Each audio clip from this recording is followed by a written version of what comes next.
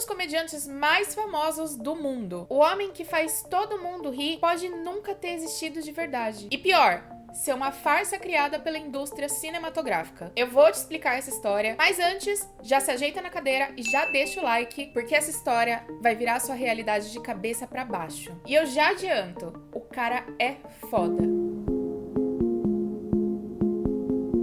Antes de chegar onde ele chegou, de conquistar tudo que ele tem, ele passou por muita coisa tensa que ele só foi revelar e contar para o público muitos anos depois. Atualmente, com 62 anos, ele nasceu em 1962, numa cidadezinha chamada Newmarket, lá no Canadá. E o Jim era o caçula de 4 irmãos. A família dele não era rica não, tá? Na verdade, eles passaram por muitas dificuldades financeiras.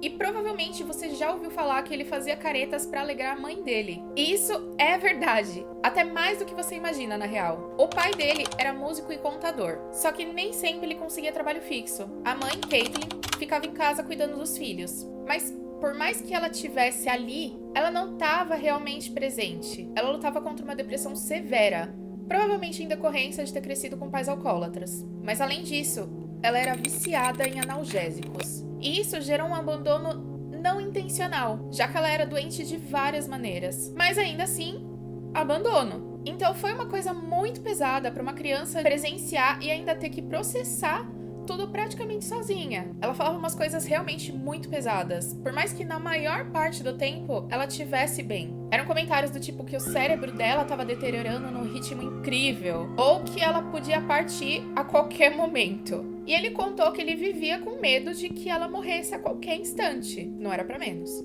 A ponto dele se trancar no banheiro e chorar com medo de perder ela. Mas quando ele ficava no quarto dele, ele ficava no mundinho dele. Lá, ele podia ser ele mesmo. Ele inventava personagens, ele escrevia poesias, ele fazia várias e várias caretas na frente do espelho. E ele gostava muito de desenhar também. Era o cantinho seguro dele, num mundo que às vezes parecia ser grande demais. Então, realmente, ele sentia essa necessidade, essa pressão de que ele precisava animar a mãe dele, como se ela dependesse disso. Segura essa informação que ela é muito importante. Por isso que por volta dos 8 anos, ele descobriu que essas caretas que ele fazia na frente do espelho era uma coisa que ele realmente tinha talento. Ele tinha um talento enorme para imitações. E assim, mesmo com todos esses problemas, a mãe dele não era uma pessoa ruim, tá? Ele sempre pontuou muito isso. Mesmo porque se ela fosse, ele não seria nem um terço do que ele é hoje. E os pais dele faziam de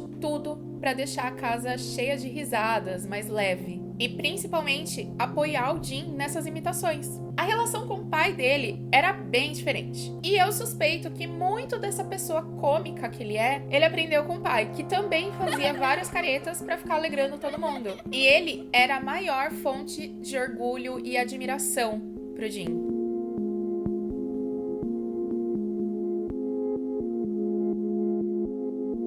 À medida que ele foi crescendo, ele continuou fazendo as pessoas rirem, não só a família dele, até que ele fez 15 anos. E a vida dele virou de cabeça pra baixo. O pai dele perdeu o emprego, a família ficou sem dinheiro e eles tiveram que morar num trailer por vários meses. E por mais que em alguns stand-ups ele faça piada com isso, em entrevistas mais sérias ele disse que foi um momento muito desafiador. Esse período foi uma época de revolta pro Jim. Ele chegou a se envolver com pessoas erradas, se envolveu em brigas e foi declinando na escola. Ele culpava o mundo e até o próprio pai dele por tudo que estava acontecendo. Ele queria meio que se vingar de alguma forma, mas essa revolta não durou muito tempo. Eventualmente ele percebeu que as coisas poderiam ser melhores do que elas realmente pareciam. E mesmo quando eles passaram um tempo morando em vários acampamentos ou numa barraca no quintal da irmã dele, ele disse que lembra que, estranhamente, era uma época mais feliz. As coisas começaram a melhorar depois que o pai dele conseguiu um emprego de contador numa fábrica de pneus. E em troca de morar do outro lado da rua, ele e o irmão dele começaram a trabalhar de zelador nessa mesma fábrica e no período noturno. Só que para isso, ele precisou largar a escola. E ao mesmo tempo, ele também começou a frequentar clubes de comédia com o pai dele. Para aguentar tudo isso, inclusive limpar cocô da pia que os caras da fábrica faziam para zoar com a cara dele, ele ficava imaginando que um dia ele seria um comediante famoso. E foi aí que ele decidiu. Ele ia ser ator e comediante, custasse o que custasse. Então, os pais dele começaram a ajudar ele. O pai dele ajudou ele a montar a primeira apresentação, a mãe dele escolheu a roupa. Ele tinha uns 15, 16 anos nessa época. E foi um desastre essa primeira apresentação. E fez com que ele duvidasse do próprio potencial. Só que a culpa não era dele. Por mais que o dono do local dissesse que ele era ruim e por mais que o dinheiro fosse um empecilho para ajudar ele a crescer, eu acho que era mais sobre o lugar, que não tinha muito a ver com o estilo de comédia dele naquela época. Até que a vida deles começou a melhorar. E eles se mudaram de casa e 2 anos depois ele voltou a se apresentar. Só que dessa vez com um show mais elaborado. E sabe o que ele fez? Voltou naquele lugar que chamaram ele de ruim. E de noites de fracassos não pagos, ele passou para shows pagos regulares.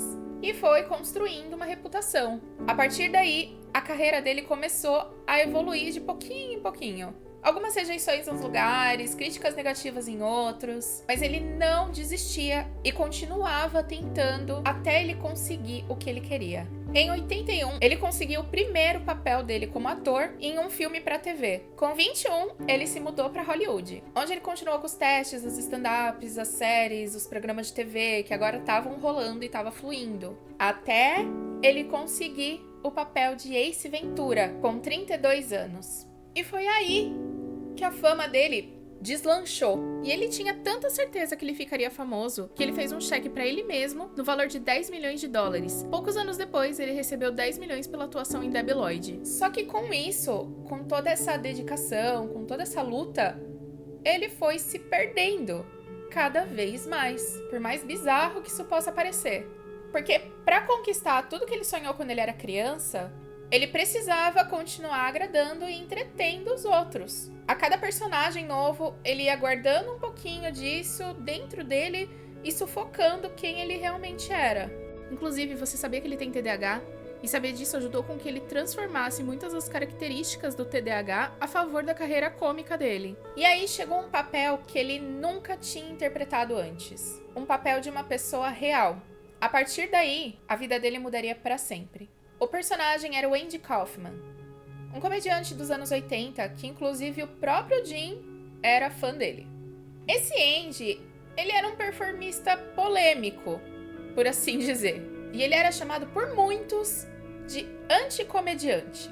Então foi um desafio tremendo pro Jim interpretar esse papel. E ele não sabia nem por onde começar. E ele começou ficando vários dias sem falar. Segundo ele, era para se conectar com o papel, para se conectar com o Andy. Ele realmente conseguiu, só que num nível que eu acho que passa do saudável, sabe? Foi como se o Andy tivesse incorporado no Jim e dito, deixa que eu sigo daqui. E foi o que ele fez. O Jim não era mais Jim. Ele só respondia por Andy. Ele se portava como Andy. Ele era o próprio Andy, onde quer que ele fosse. Isso dentro e fora das gravações. E não só o Andy, diga-se de passagem. Porque esse Andy, o comediante, ele tinha um outro personagem que chamava Tony, que era um personagem intragável. Então, dentro do Jim, era apenas o Andy e o Tony. Nada de Jim. Nos bastidores, parecia até que ele tinha múltipla personalidade.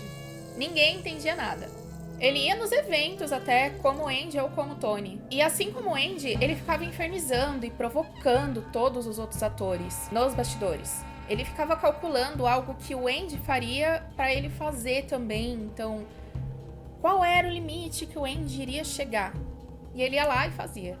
Num ponto em que, uma vez, assim como na cena do personagem, ele provocou tanto o colega de cena que ele saiu numa maca direto pro hospital. E ninguém sabia se aquilo era real ou se ele estava encenando. Inclusive, apareceu em todo lugar. Rolou todo tipo de especulação. Foi genial. Assim, num ponto de vista confuso. Mas foi. E, surpreendentemente, ninguém processou a produção por isso. Apesar de terem rolado umas ameaças. A filha do Andy, real, que supostamente não conheceu o pai porque ela foi concebida fora do casamento, foi até o Jim Carrey conhecer o Andy. O Andy.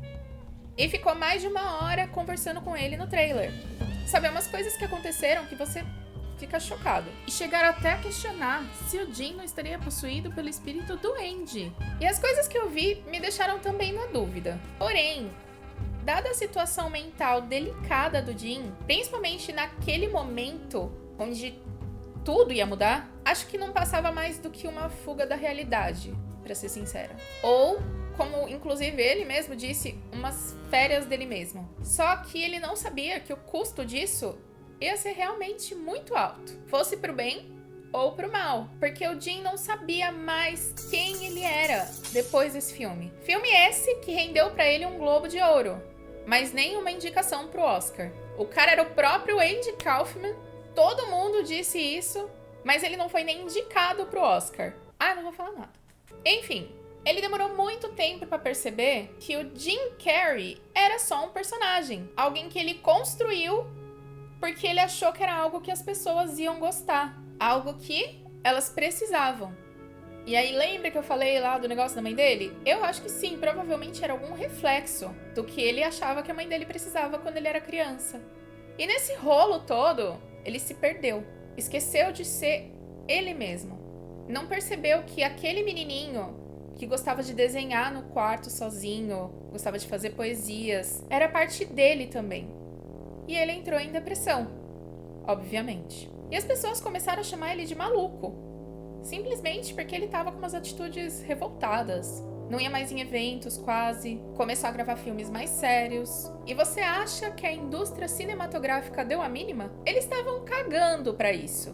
Pra você ter uma noção do quanto esse negócio é fodido e o quanto isso bagunçou a cabeça do Jim, o diretor de Brilho Eterno de Uma Mente Sem Lembranças gostou tanto dele deprimido que ele pediu pra ele não melhorar até que as gravações começassem, dali 1 ano. Mano, já parou pra pensar o quão cansativo é você ser 100% do tempo alguém que esperam que você seja? Foi nesse momento que ele percebeu que tudo que ele sempre sonhou não passava de ego.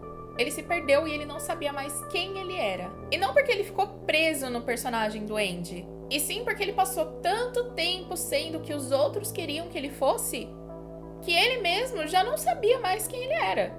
Ele foi aparecendo cada vez menos na mídia, passou por um processo de luto da namorada. Ele descreveu a expressão deprimido como deep rest, depressed, deep rest, ou descanso profundo. Seu corpo precisa descansar do personagem que ele tá tentando interpretar. Foi muito difícil para ele se redescobrir, como você pode imaginar.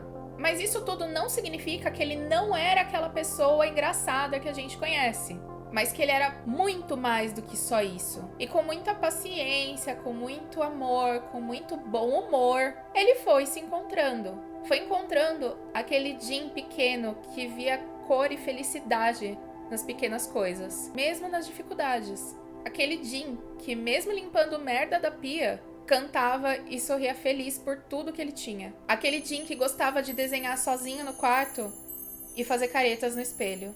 E sem dúvidas, ele parece mais feliz, apesar de mais quieto. E até mais realizado, agora que ele não tá mais ouvindo o próprio ego. Ego esse que, segundo ele, sempre vai te dizer que tem alguém se saindo melhor do que você. E definitivamente não vai te deixar descansar. Ele anunciou a aposentadoria das telas em 2022. E desde então ele tem se dedicado à pintura e à expressão artística.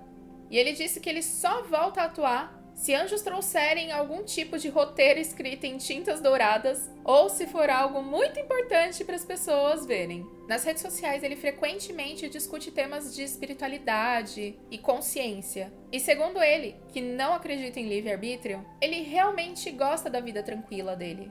Ele ama colocar tinta na tela e ele ama a sua vida espiritual.